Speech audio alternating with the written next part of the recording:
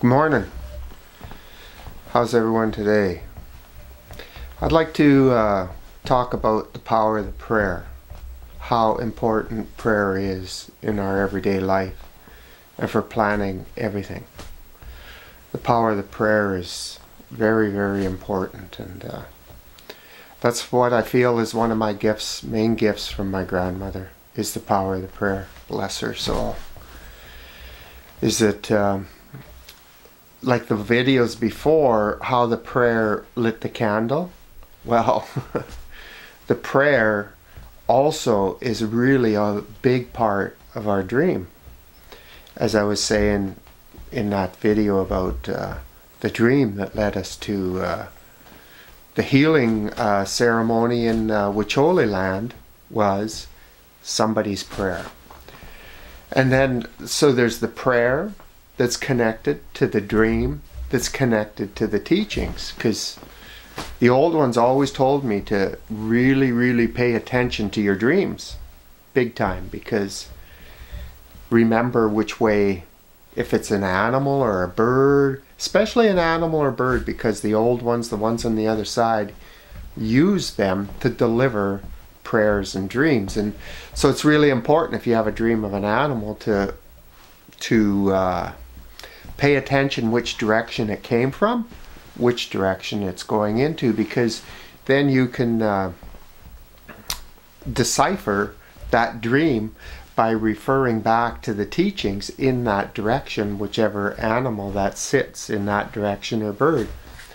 And there's a lot of old people, like my Kia'a, bless her spirit and soul, often told me that the wolf is the messenger. And she said always, if the grizzly bear ever comes to you, pay attention. Talk to the grizzly bear. Sing to it. So it's really important, the prayer, to think of how powerful the prayer is, and how when you pray, you're putting that energy out into the universe. So it's really important to focus on your prayers, because they're going to be answered. So you got to be careful what you're praying for, always, you know. Be careful. Just focus, meditate, and be very precise what you really want from your heart to pray for. So the dream is really a big one. To me, it really means a lot, because one of the most, besides the Wacholi one, like I left from a medicine wheel years ago, and I was going up to Iskut, Chief Louis' camp out in traditional land, and I used to go up there and pick mushrooms. And yes, for you that know, I have been at the zoo in the heyday of the zoo. Boy. Oh boy, I'll tell you. It was a mushroom camp like you've never seen before. But anyway, so I was heading up there. It was right after the medicine wheel. I was all packed up. My truck was all ready to go. And at that time, I didn't have much money. I just traveled, you know, from place to place with prayer. And so I left the medicine wheel. And that first night, I stayed up near, I always stay up by 100 Mile House or somewhere in there that I can leave early in the morning and catch that first light. Well, that first night I had this dream, and the dream was of two wolves, and the two wolves were in the southern doorway, which in my teachings, that's where the wolves are. And they were running across these hills, these two wolves, and they were running towards the south. And I start thinking of this, the messenger heading south, and I'm going north. But I keep praying and thinking of it, and everything's saying go south, but I kept going north. So I traveled another full day, and I was in Kitwanga. And in Kitwanga, I stayed that night, camped outside there. And I had another incredible dream. And this dream was of these little mice. And we were in Alberta, and I know the house, the The porch is on the east side of the house and facing south. So these little mice, they were in the corner on the floor, little wee you know, like just no hair, these little wee mice, and my father-in-law's there and got to clean these mice up. So he says, well, let's sweep them up into a dustpan. So we put them into a dustpan, and then we put them into a box. Well, look around, all the mice are gone. And I start thinking, oh my goodness, when I woke up, I was praying and meditating, going over the teachings, and there again, the southern doorway, the south, all the teachings of the south. And I think, I gotta go back home. I just gotta go home. So away I go. I phoned Chief Louie and I said, hey, I'm not gonna be able to make it. I was only half a day away, and I told him my dreams. I says, I gotta go home. And he understood. He says, I understand. Go home. So I turn around, and I didn't have much money because I was hoping to get money picking mushrooms and from honorariums and everything. So turn around, go home. And that night, I get into the ferry lineup. I miss the last ferry. It's a Sunday night. Nah, I don't remember what night it was. It was a night anyway, and I missed the ferry. And so I stayed in the ferry lineup, and oh my goodness, the dream that came to me just shocked me. So this is like within 4 days, these 3 powerful dreams. So I'm in a cabin, and small cabin, and there's a couch in the corner, and I'm sitting on this couch, and all of a sudden, boom, the front door crashes down, huge grizzly bear comes running in, and then I think of my kia'a. But I stand up on the couch and I start singing a song in Indian. And all of a sudden that bear so gently raised up on its feet and put its hand right on my head. And that's what kia'a used to do. And her bless her spirit, her name, her Indian name is Skemquish, which is grandmother grizzly bear. So I think, oh boy, that's what this is all about. It's my kia'a wanting me to go and see her. Something's wrong. So I caught the ferry, and the next morning I told my wife, I said, these dreams, and she says, oh my goodness, oh no. You're going to be gone for a long time. She just knew it. And the poor woman, this was like a long time ago. I don't know. Long time ago. 20 years ago maybe, and just getting there again, used to our relationship, and she did. She said, I know you have my blessings to go, but I know it's going to be for a long time. So away I go, and I get to the Fraser Valley. I go to see Grandma, and she's all in a flap. She's saying, oh, I'm starting this program going into the prisons, and we have this person, she's a you know, they hired her to come into the prisons with me, and I had a hard time. She doesn't understand the culture and everything, and I'm really having a hard time, and I've been praying for you, my boy, been needing your help. And so they had a circle the next day, and asked me to, you know, the board of directors and everything, and this woman, and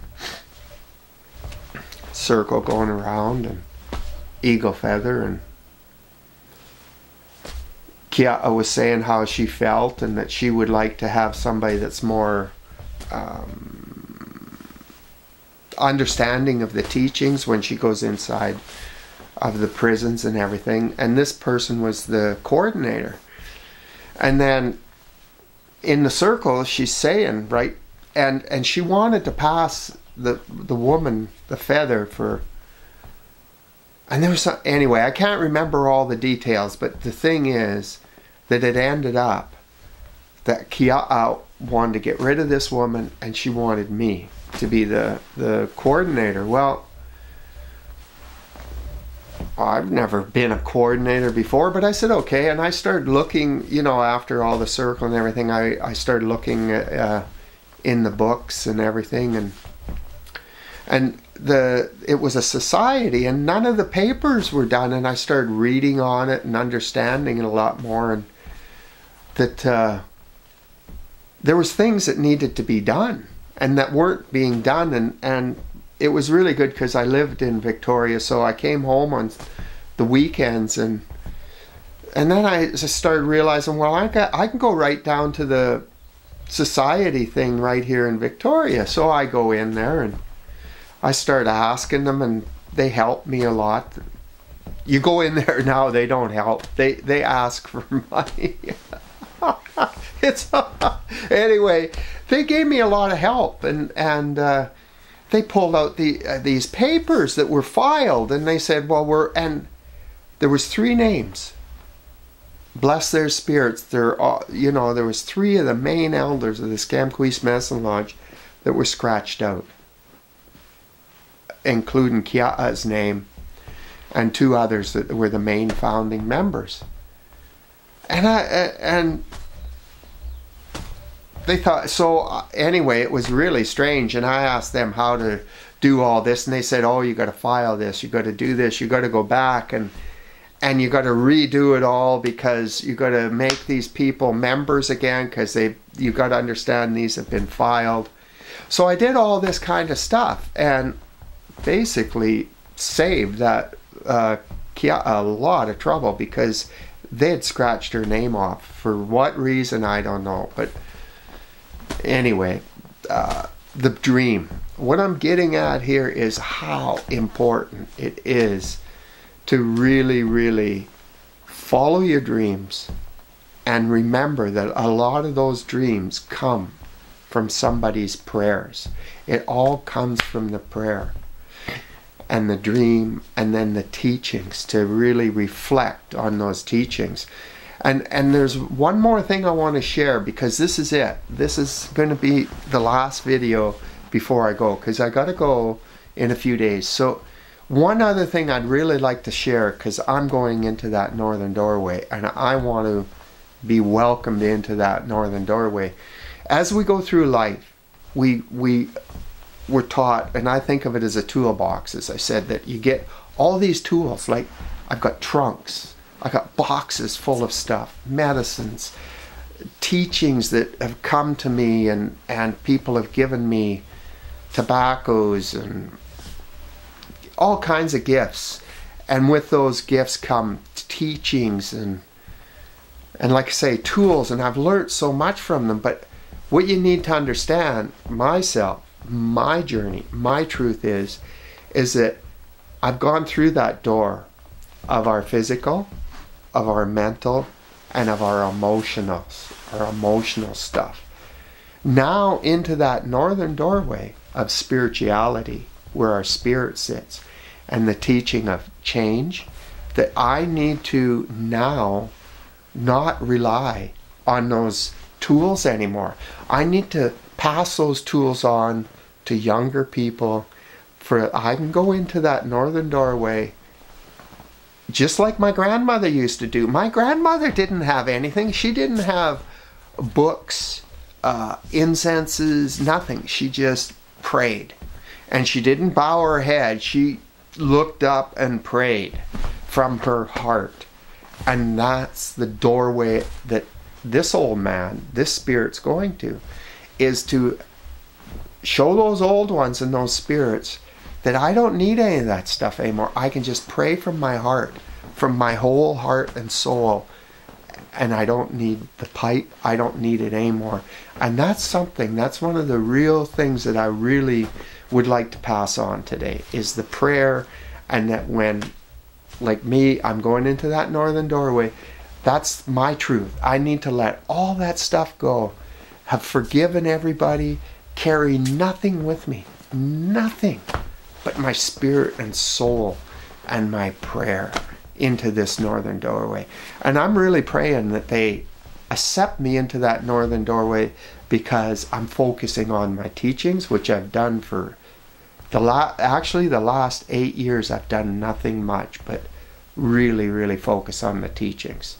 So I'd just like to share that with you today, and I would like some prayers that our journey up to Yukon is going to be safe, and that the Spirit is going to look over us in a good way and be with us throughout this journey. And I'm just so happy. I'm just so happy that I've made it. I've made it to the northern doorway, and I want to be happy. I want to just be a happy person with carry nothing with me no more. I just want to be in spirit in this doorway with the way I was taught by my grandmothers and mothers and all my teachers, who I honor and respect with all my heart. And I thank you. Hi.